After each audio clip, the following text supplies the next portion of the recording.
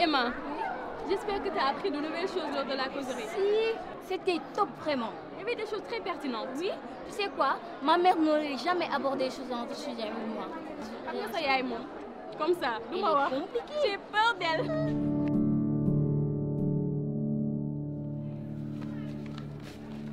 Alors, qu'est-ce que je peux faire pour vous? Merci beaucoup.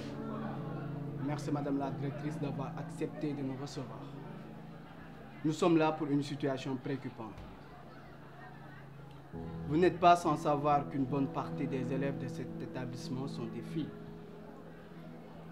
Et l'une d'entre elles est restée pendant plusieurs jours sans venir à l'école à cause d'un manque de serviettes hygiéniques. Nous ne venons pas du même milieu. Et parmi nous, il y a des filles réfugiées qui vivent dans des conditions très difficiles. De ce fait, elles n'ont même pas de quoi acheter une serviette hygiénique en cas de besoin. Aïcha, cela fait plus de 3 mois que nous sommes ensemble.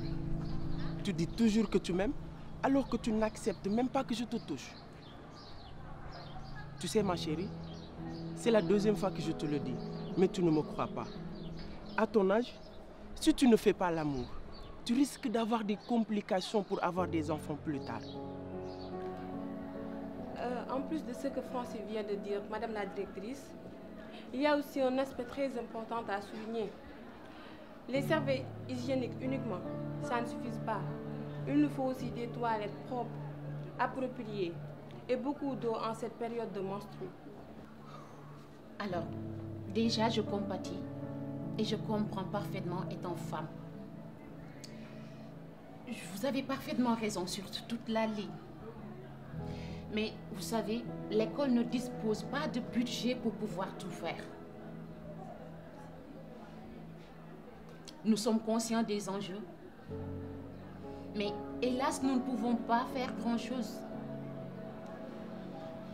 Ce que je vous conseille en premier, c'est d'aller faire une rencontre, je dirais plutôt, avec l'association des parents d'élèves. Et mieux, aller rapprocher les maires et certaines ONG. Cela nous aiderait beaucoup dans cette mission.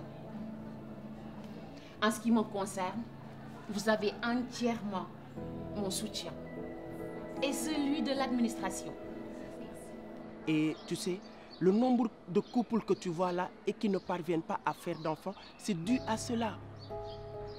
Et tu sais quoi? Si je ne t'aide pas, tu auras des problèmes de procréation. Car il faut déclencher ton cycle de reproduction, ma chérie. Chère madame, on se parle après. Il faut que j'aille rejoindre les filles. On en parlera après.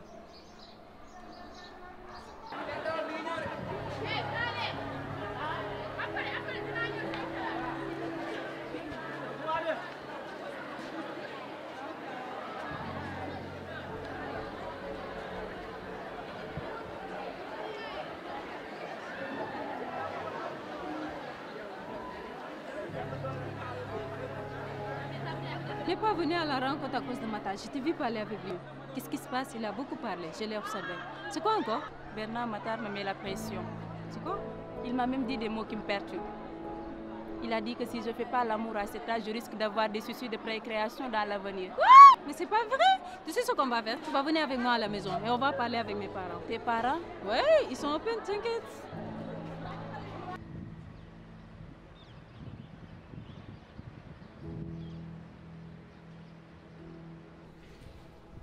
Aïcha, ce que dit ton ami ne sont que des ruses pour t'avoir dans son lit. faut être prudente. Tu es encore très jeune. Tu dois t'abstenir et suivre tes études. Les filles, vous êtes dans l'âge de la puberté. Et c'est très normal qu'il vous arrive à découvrir de nouvelles sensations. Mais il faut toujours penser à votre avenir. Il n'y a que vos études qui peuvent vous garantir un avenir prospère. Donc, les filles, méfiez-vous de vos pères. Souvent, ce qu'ils vous disent, ce n'est pas la réalité. Discutez avec vos parents et vos proches afin de prendre la bonne décision.